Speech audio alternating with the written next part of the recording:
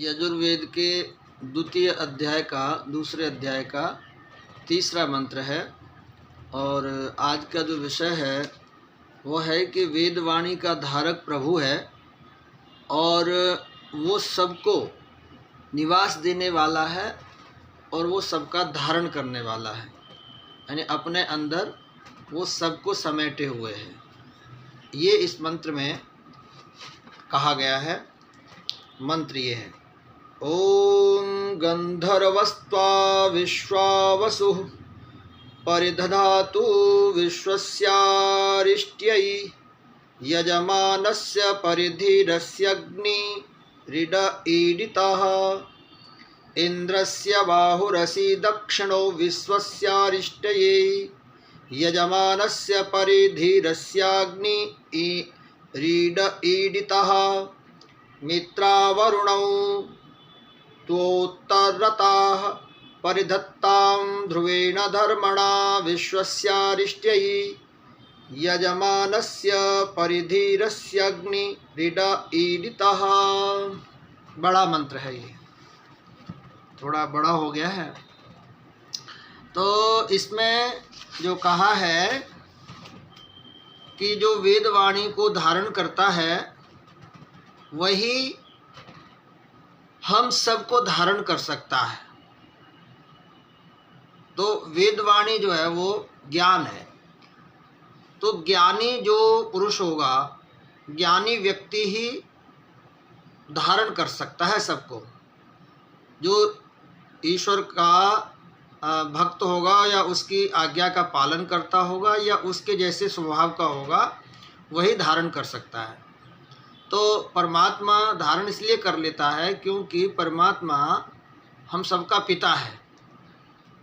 जैसे पिता और माता चाहे उसकी एक संतान हो या 10 हो, वो सबको प्यार के साथ धारण करता है, प्यार के साथ रखता है। माँ रखती है और उसको शुद्ध पवित्र करती है। पर आप देखो कि जिस तरह से अपनी संतान को जो व्यक्ति जो सुख दे सकता है और जो उसके लिए जो सोच सकता है, प्यार दे सकता है, क्या ये संभव है कि दूसरे की संतान के लिए ऐसा वो भाव जगे उसके अंदर या वैसा प्यार वो दे सके? तो आप विचार करेंगे तो आप निष्कर्ष यही निकालेंगे, शायद ऐसा नहीं होगा।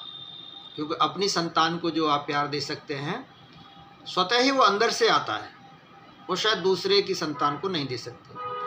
तो यहाँ पर एक विचारणीय बात ये है कि परमात्मा इसलिए धारण कर लेता है हम सबको क्योंकि हम सब उसके पुत्र हैं, पुत्रियाँ हैं, पुत्र हैं, यानी जो भी जीव हैं, चाहे वो कहीं भी रहता हो, वो उसकी संतान है।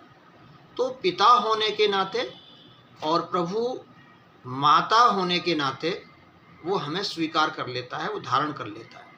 उसे हमसे घृणा भी नहीं होती, अपनी संतान से किसी को घृणा नहीं होती। देखो, चाहे पशु भी हो ना, पशु हो, पक्षी हो, किसी को भी अपनी संतान से घृणा नहीं होती है। मनुष्यों की तो बात अलग है, पशुओं को भी देखो, वो भी कितना प्यार करते हैं संतान को, क्योंकि वो धारण किए हुए हैं, उसको पहले से धारण किए हुए हैं और संसार में आता है तो फिर धारण उसको करते हैं, धारण बाद में भी करते हैं। तो इसलिए इतना प्यार हो जाता है। तो परमात्मा क्या है कि जब प्रलय काल होता है तब भी उसकी व्यवस्था में हम लोग रहते हैं, उसके ही गर्भ में रहते हैं। और जब स्थिति होती है, सृष्टि बनती है, तब भी हम उसी के गर्भ में यानी उसी के अधीन रहते हैं, उसी के सानिध्य में रहते हैं। वो क्या, हिरण्यगर्भ, जितने ये पदार्थ हैं सब उसके गर्भ में रहते हैं, वो धारण किए हुए हैं परमात्मा। तो आप इस बात को समझ लें कि हम संतान हैं उसकी, इसीलिए वो हमें धारण किए हुए हैं। इसलिए हमसे वो नफरत भी नहीं करता है और घृणा भी नहीं करता है।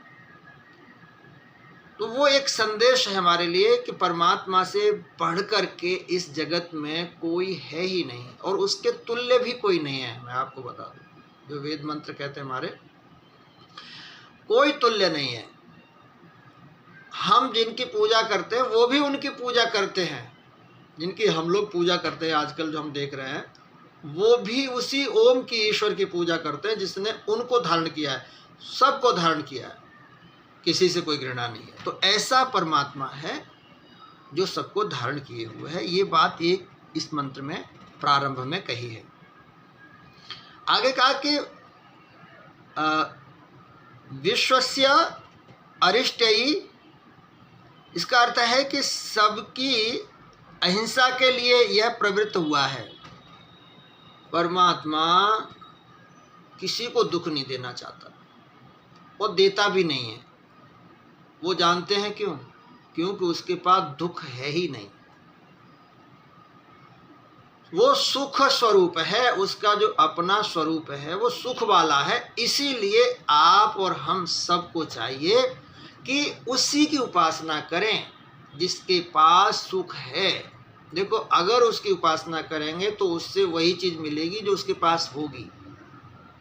बाकी जितने लोगों की उपासना करेंगे, आप एक तरफ से जरा ध्यान लगा लो, आप जिसकी पूजा करते हो उनको, महापुरुषों को या जिनको आप भगवान मानो, उनको संघर्ष करना पड़ा है और उनका जीवन भी दुख में हमें प्रतीत होता है।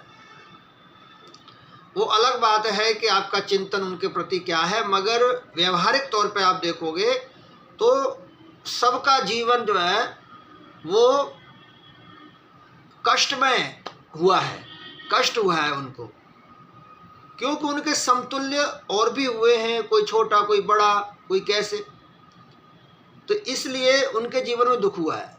मगर परमात्मा के पास तो दुख नाम की कोई चीज़ ही नहीं है। वो सुख स्वरूप है, उसका कोई मुकाबला ही नहीं है, सुख ही सुख है उसके पास। तो यहाँ कहा है कि वो अहिंसा के लिए हमें प्रवृत्त करता है। वो हमें बोलता है कि तू अहिंसावादी बन, मतलब हिंसा मत कर किसी की, वो हमें आदेश करता है। तो इस बात हमें उसकी माननी चाहिए। यजमानस्य परिधि असि, सृष्टि यज्ञ प्रभु की परिधि अर्थात सबके जीवन का केंद्र होती है। देखो, जो सृष्टि यज्ञ है, जो ये समस्त संसार है जिसमें आप और हम सारे व्यवहार कर रहे हैं, जी रहे हैं, वो सब प्रभु की ही सृष्टि है। और परमात्मा इस सृष्टि की क्या है? परिधि, केंद्र है। वो परमात्मा केंद्र है और केंद्र से ही सारी चीज़ें चलती हैं। जैसे सूर्य सबका केंद्र है, इसलिए सब चक्कर लगा रहे हैं सूर्य के, क्योंकि वो केंद्र है। तो इसलिए वो सबको चमका रहा है और सबको आकर्षण में रखे हुए है और सबसे वो सब चक्कर लगा रहे हैं, व्यवस्था बनी हुई है। तो परमात्मा हम सब का केंद्र है। सूर्य तो एक सौरमंडल केंद्र है ना, मगर परमात्मा तो असंख्य सौरमंडल, असंख्य ब्रह्मांडों का केंद्र है। वो सबको व्यवस्थित रखे हुए है। तो जब जैसा जो केंद्र है ईश्वर, जब उसके अधीन हम लोग रहते हैं तो व्यवस्थित रहते हैं, और केंद्र से दूर हटे तो समझिए कि हमें नुकसान हो जाएगा। एक सामान्य रूप से चर्चा कर रहा हूँ, जैसे एक हमारी सरकार है, केंद्र सरकार है। अब केंद्र सरकार है तो उसी के द्वारा तो पूरा देश में कार्य होते हैं, व्यवस्थाएं होती हैं। और जो केंद्र में नहीं है, और आप बिना केंद्र में न रहने वाले से आप क्या प्राप्त कर सकते हैं? कुछ भी नहीं मिलेगा। तो परमात्मा हम सबका केंद्र है, वही सारी व्यवस्थाएं करता है। तो उसकी आज्ञा और उसकी बात को हमें मानना चाहिए, ये मंत्र कहता है। दूसरा कहा अग्नि, प्रभु आगे ले चलने वाला होता है, वेद ज्ञान वाला है और जीवन नियम वाला है। परमात्मा का काम, जितने भी काम है ना, वो सब नियम से चलते हैं, वो इधर उधर नहीं होते। उसके जो उसने नियम बना दिया है वो सारे के सारे काम अपने नियम से चलाता है। तो एक प्रकार से आज्ञा है कि ज्ञान देने वाला प्रभु नियम से चलाता है, अपने ज्ञान में सबको रखता है। तो हम अपने जीवन को नियम में चलाएं। मित्रा वरुणौ, इसका अर्थ है कि प्राण और अपान मेरे मित्र हो जाएं। प्राण पहले भी एक मंत्र में आया था कि जो प्राण है वो नासिका से जो हम लेते हैं, जैसे श्वास ले रहे हैं, श्वास प्रश्वास प्राणायाम जिसको कहते हैं, प्राण का आना और जाना प्राणायाम। और अपान का अर्थ होता है अपान वायु है। तो इस प्रकार से प्राण और अपान जो हैं वो हमारे मित्र की भांति हमारे साथ रहें। वास्तव में दोस्त हैं। अगर प्राण नहीं दोस्ती कर निभाएगा तो फिर जीवन तो चलेगा ही नहीं। 1-2 मिनट में अगर प्राण मित्र ना बने, दोस्ती तोड़ दे हमसे, तो फिर नहीं जीवन चल सकता। तो वो जो हमारे द्वेष हैं उनका वो निवारण कर दे। परमात्मा तो हमारे दोष का निवारण करता ही है, ज्ञान प्राप्त करते तो दोष का निवारण कर देता है। और प्राणायाम भी हमारे जो द्वेष होते हैं, अंदर दोष या द्वेष होते हैं, उनका वो नाश करता है। कौन? प्राणायाम। प्राण और अपान मित्रा वरुणौ। तो कहा धर्मणा विश्वस्य अरिष्टयौ, धर्म से लोक की अहिंसा के लिए हो। हम लोग धर्म को धारण करें, और धर्म क्या है? अहिंसा। इसलिए कहा अहिंसा परमो धर्म। अहिंसा क्या है? परम धर्म है। परमात्मा ने भी यहाँ कह दिया धर्मणा विश्वस्य अरिष्टयै, धर्म से लोक की अहिंसा के लिए तुम कार्य करो।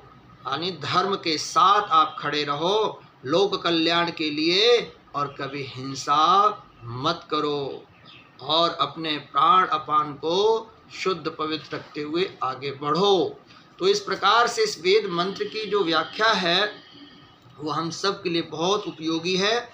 तो पहला जो था कि परमात्मा धारण किए हुए, 2 पंक्तियां मैं आपके सामने बोल रहा हूँ।